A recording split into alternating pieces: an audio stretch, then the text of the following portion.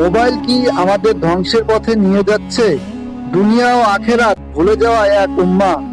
একবার ভেবে দেখুন, ঘরে বাবা মা আছে, সন্তান আছে, কিন্তু কেউ কারোর দিকে তাকায় না। সবার চোখ এক জায়গায়, মোবাইল স্ক্রিনে। আমরা কি জানি এই ছোট্ট মোবাইলটা আমাদের দুনিয়া তো ধ্বংস করছে, আখেরাতকেও ধ্বংসের দিকে ঠেলে দিচ্ছে।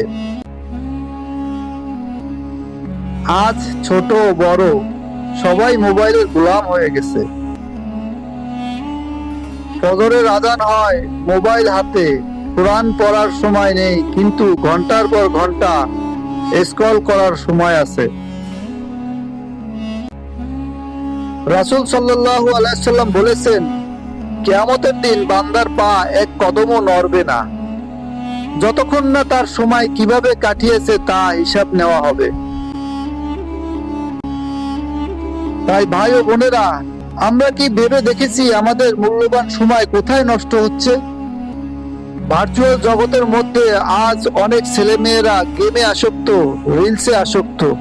পড়াশোনা নষ্ট, নামাজের অলসতা, মিথ্যা, রাগ, অশ্লীলতা, বাস্তব জীবন থেকে দূরে সরে যাওয়া। অনেকে এমন পর্যায়ে পৌঁছে গেছে, মোবাইল ছাড়া তারা বাঁচতেই পারে না। এটা কি সফল ভবিষ্যৎ?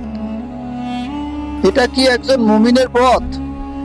আশ্চর্যের বিষয় হলো এইটা, মোবাইলে ফ্রেন্ড লিস্ট ভরা, ফলোয়ার হাজার হাজার, তবুও মনে শান্তি নেই। মনে গভীর একাকিত্ব, ডিপ্রেশনে ভুগছে, অন্তরে কান্না, আত্মবিশ্বাসের অভাব।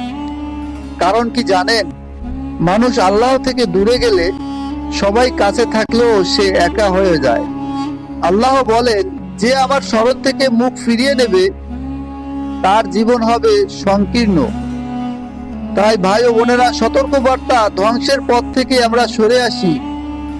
যে মোবাইল নামাজ ভুলিয়ে দেয়, যে গেম চরিত্র নষ্ট করে, যে স্ক্রিন চোখ নয় হৃদয় অন্ধ করে দেয়,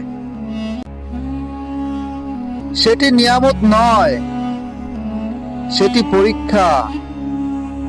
এই পরীক্ষায় ফেল করলে দুনিয়া ও আখিরাতে দুটোই হারাতে হবে। তাই ভাই ও বোনেরা, এখন প্রশ্ন, আমরা মুক্তি পাবো কিভাবে? নাম্বার 1, নামাজকে অগ্রাধিকার দিন। মোবাইল নয়, নামাজ হোক জীবনের রুটিন। নাম্বার 2, মোবাইলের সময় সীমা নির্ধারণ করুন।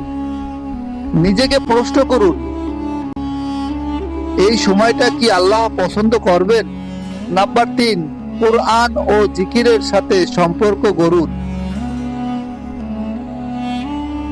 দিনে 5 মিনিট হলেও কোরআনের দিকে ফিরে আসুন। 4, পরিবার ও বাস্তব সম্পর্ক গড়ুন।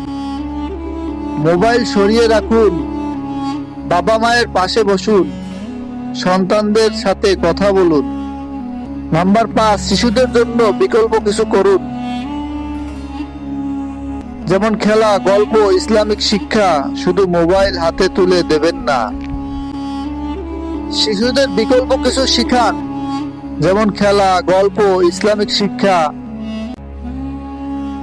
দয়া করে মোবাইল হাতে তুলে দিবেন না। আর সর্বসময় দোয়া করুন, আল্লাহর কাছে বলুন, হে আল্লাহ, আমাদের সময়ের বরকত দিন। আমাদের মোবাইলকে আমাদের বিরুদ্ধে নয়, আমাদের পক্ষে ব্যবহার করার তৌফিক দিন। আমাদের সন্তানদের গেমের গোলাম নয়, দিনের সৈনিক বানিয়ে দিন। আমিন। যদি এই কথাগুলো আপনার হৃদয়ে লাগে, ভিডিওটা শেয়ার করুন, একজনকে হলেও সতর্ক করুন। কারণ আজ সতর্ক না হলে কাল আফসোস ছাড়া কিছুই থাকবে না।